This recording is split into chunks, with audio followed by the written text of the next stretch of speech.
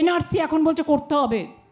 NRC শুরু হওয়ার আগেই আপনাদের যে প্রয়োজনীয় ডকুমেন্টগুলো তৈরি রাখতে হবে, যাতে আপনারই ঝঞ্ঝাল বা ঝামেলার মধ্যে না পড়েন। দেখুন, প্রত্যেকটি পরিবারের সুরক্ষিত হওয়ার বা সুরক্ষা নেওয়ার দায়িত্ব কিন্তু আপনারই।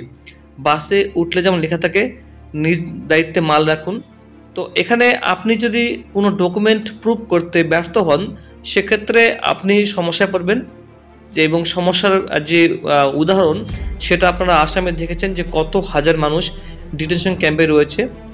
আর অনেকেই প্রায় 37,000-এর মতো, আমি আপনাকে দেখেছিলাম একটু আগে, মানে কয়েকদিন আগে আপনাকে আমি দেখেছিলাম আর্টিকেলটা, যেখানে 37,000-এর মতো মানুষকে কিন্তু দেশ থেকে বের করে দেওয়া হয়েছে। এখনও পর্যন্ত প্রায় 1 লক্ষেরও বেশি কেস পেন্ডিং আছে সুপ্রিম কোর্টে, যেগুলো কেস সমাধান হবে। প্রায় 2 লক্ষের মতো সমাধান অলরেডি হয়ে গেছে। এবার যে ডকুমেন্টসগুলো ভেরি ইম্পর্টেন্ট বিষয়, সেগুলো হচ্ছে 1952 থেকে 1971 সালের ভোটার লিস্ট। এর মধ্যে যদি আপনার বংশের কারো থাকে, তাহলে আপনার কোনো আর সমস্যা থাকবে না। আপনি ভেবে নেবেন যে আপনার একদিক থেকে সুরক্ষা কবচ হয়ে গেল। এক্ষেত্রে আপনার কোনো রকমভাবে ভোটার কার্ড বা আপনার আধার কার্ডের কোনো দাম থাকবে না। এমনকি মাধ্যমিকে অ্যাডমিট কার্ডেরও কোনো মূল্য থাকবে না। মাধ্যমিকে অ্যাডমিট কার্ড এরকম অনেক পরিবার আছে যারা বাংলাদেশ থেকে এসে বিয়ে করে তারা বাচ্চা চাকরি করছেন, জব করছেন, জায়গা জমি কিনে সমস্ত কিছু থেকে তারা কিন্তু সুযোগ সুবিধা নিচ্ছেন। তাই অনেকে যেটা বলছেন যে সিএ হবে, এনআরসি হবে না। বন্ধুরা, সিএ তো হবে, তারপরে এনআরসি শুরু হবে। সিএ শুরু হলে বা লাগু করলে পশ্চিমবঙ্গে যারা অমুসলিম রয়েছেন, অর্থাৎ মুসলিম বাদে প্রত্যেককে কিন্তু নাগরিকত্ব দেওয়া হবে। পরবর্তীতে যখন এনআরসি লাগু হবে, তখন কিন্তু কোনোভাবেই তাদের ক্ষেত্রে আর এনআরসি প্রভাব খাটবে না, কারণ তাদের কাছে একটা সুরক্ষা কবচ আছে, সেটা হচ্ছে সিএএ। তো সিএ শুধুমাত্র মুসলিম বাদে সবার জন্য একটা সুরক্ষা কবচ, একটা স্পষ্ট ভাষায় যারা পাকিস্তান, বাংলাদেশ থেকে এসে যারা বিতাড়িত হয়ে যারা এসেছেন তাদের জন্য এটা। আমি এখানে দেখুন যে লিস্টটা এখানে দেখুন দেখাচ্ছে 1952 থেকে 1971 সালে লিস্ট এখানে দেওয়া রয়েছে, আপনি এখানে ডাউনলোড করতে পারবেন। কিন্তু তার আগে আপনাকে আমি একটি আপডেট দিতে চাই যে কেন এনআরসি নিয়ে মানুষের মধ্যে ভয় সৃষ্টি হয়েছে। সেই ভয়টা আপনাকে আমি একটু বলবো, এবং যদি আপনি আগের থেকে ম্যানেজ করে রাখেন, তো আপনার যখন এনআরসি হোক বা না হোক, আপনার ভয়ের কোনো কারণ থাকছে না। এখানে দেখুন বন্ধুরা, আপনাকে স্ক্রিনে দেখাচ্ছি যে West Bengal NRC all details এখানে দেওয়া রয়েছে, পুরো একদম আর্টিকেল লেখা রয়েছে এখানে।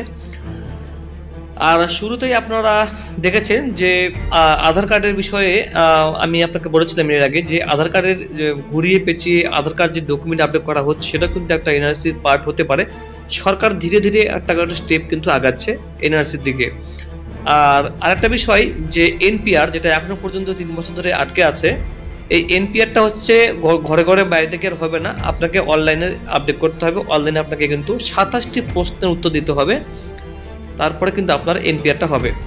এবার এখানে আমি ছোট্ট করে ইংলিশে পড়বো একটু, সেটাই বলছি দেখুন। NRC is the national register of citizenship. Under this register every detail of the citizens in India is present, but the details are only of the citizens who were present in India before their 1950. Although, as announced by Mr. Amit Shah, মানে স্বরাষ্ট্রমন্ত্রী বা home minister, in a recent speech, no Hindu will be excluded from the citizenship of India, even he or she fails to produce the document to prove citizenship under the NRC. হিন্দুকে বাঁচানোর জন্য তিনি কি বলেছেন এখানে দেখুন স্পষ্ট বলা আছে, অর্থাৎ এনআরসির ক্ষেত্রেও কিন্তু তিনি কথা বলেছেন যে হিন্দুদেরকে তারা কিন্তু রেয়াত দিবে, মানে হিন্দুদেরকে তারা কিন্তু এখানে যদি আপনি স্পষ্ট করে ভিডিও আপনার থেমে দেখুন, পড়ে দেখুন কি লেখা আছে এখানে, যে হিন্দুরা যদি কোনো ডকুমেন্টস, কোনো প্রমাণ যদি প্রুভ করতে ব্যর্থ হয়, সেক্ষেত্রেও কিন্তু কোনো রকম ব্যবস্থা নেওয়া হবে না বা তাদেরকে কিন্তু কিছু করা হবে না। ঠিক আছে, no Hindu will be excluded from the citizenship, তাদেরকে কোনো নাগরিকত্ব থেকে বের করে দেওয়া হবে না, মানে এখানেও মুসলিমদেরকে একটা অবহেলা।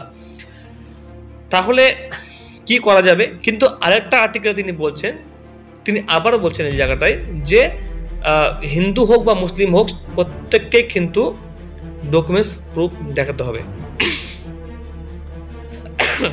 এবার দেখুন আরেকটা বিষয়, সেটা হচ্ছে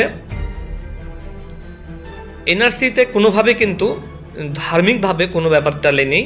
এনআরসি শুধুমাত্র জাতীয় নাগরিক পঞ্জি, যেখানে আপনাকে আপনার প্রমাণ দেখাতে হবে যে আপনি ভারতীয় নাগরিক। পুরনো দলিল, পুরনো ভোটার লিস্ট, 1951 সালের নতুন 51 সালের এনআরসি লিস্ট, আপনার বংশের, আপনার বাবার দাদুর, তার দাদুর মানে তার ঠাকুর বাবার কারো একজন প্রমাণ, কোনো একটা কাগজ, কোনো কোনো একটা পঞ্চায়েতের হোক, কোনো একটা যে কোনো একটা কাগজ হতে পারে। সেটা আমি আগেও বলেছি, একটা ভিডিও নিয়ে আসবো যদিও, সেটাতে আপনাকে আমি দেখানোর চেষ্টা করবো বন্ধুরা, তো আপনারা সব বুঝতে পারবেন। তো আমি এটা আপনাকে বোঝানোর চেষ্টা করলাম যে আপনি কি বুঝলেন, এটা অবশ্যই বন্ধুরা আপনার কমেন্টে বলবেন। তারপরে আপনাকে আমি পরবর্তীতে আরও একটা ভিডিও নিয়ে আসবো এরপর নেক্সট পার্টে। এখান থেকে আপনি যদি পড়েন নো হিন্দু, এখানে no Hindu will be excluded from the citizenship of India even he or she fails to produce the document to prove citizenship under NRC চালু হয়ে গেলে সেই এনআরসি ক্ষেত্রে ডকুমেন্টস না দেখাতে পারলেও তাকে কিন্তু মাপ দেওয়া হবে। তাহলে এই মুসলিমদের ক্ষেত্রে কী হবে, প্রশ্ন আপনার কাছে।